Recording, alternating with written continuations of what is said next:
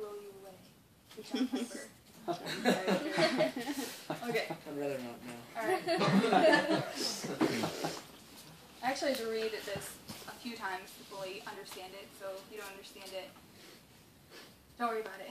But in Piper's book, The Passion of Jesus Christ, the book I've been going through, it's 50 Reasons Why Jesus Came to Die. It's a good book. You should read it. If you can read Piper's language. Justification precedes and makes possible in imitation. Christ's suffering for justification makes possible our suffering for proclamation. Our suffering for others does not remove the wrath of God. It shows the value of having the wrath of God removed by the suffering of Christ. It points people to him. So basically what he's saying is that Jesus justified us, and in turn, we proclaim it through suffering. He justified us through suffering, and we proclaim that suffering by suffering. Okay. And our suffering for others does not remove the wrath of God. The wrath of God was removed when Jesus died and suffered for us. But it shows the value of having the wrath of God removed by the suffering of Christ. It points people to him by our suffering. Our imitation of Christ points people to him who alone can save. So Jesus is the only one who can save. Our suffering is crucial, but Christ alone saves. Okay. What are some forms of suffering? Sin? What? Okay. What are some forms, guys?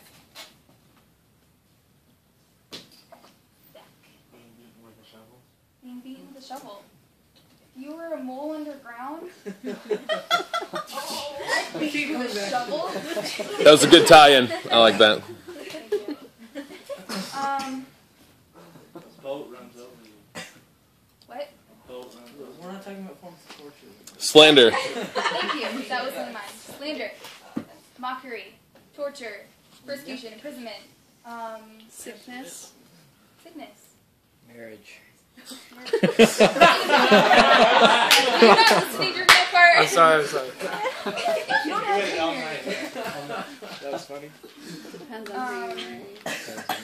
Actually, yeah, Peter knew that marriage was a Yes. form of suffering. I was And listening. that's why I talked about it. Alright. So those are all forms of suffering. This is a really cool book. Has anyone ever read this? What is it? This is a second. Actually, there's another one before this. This is called Revolutionaries. But the first one is called Voice of the Martyrs. And these are all stories about martyrs. Like from AD, from the 90s, from like tons of stories. And it's just really powerful. Does a And martyr really mean they motivating. died? A martyr is someone who died for their faith, yes. So, really cool book. If you guys want to borrow this from me, I'd be more than happy to lend it out if you give it back and promise to read it. It even has really cool pages. It looks like it's old, but it's not. Okay, wrapping up. Application. Then I will stop. I know you guys are super bored. Alright. No way. Number 1. Never. Suffering for doing what is right. Number 2, rejoice when you are persecuted for your faith, knowing that you have been counted worthy to suffer for Christ. Number 3, remain steadfast under trials, knowing that they will test and refine your faith. Number 4, treat those who persecute you with gentleness, respect, and good conduct. Number 5, be alert for the day of Christ's return, for it is soon, and set your hope on that day, keeping your conduct holy. Another fact about Peter.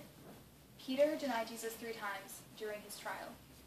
He failed in a lot of ways, just like we fail in a lot of ways. But even though we fail, we can still do great things, just like Peter wrote this amazing letter to Christians to encourage them to stay steadfast, to have this living hope.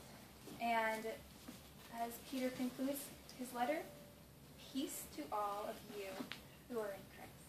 Thanks, guys.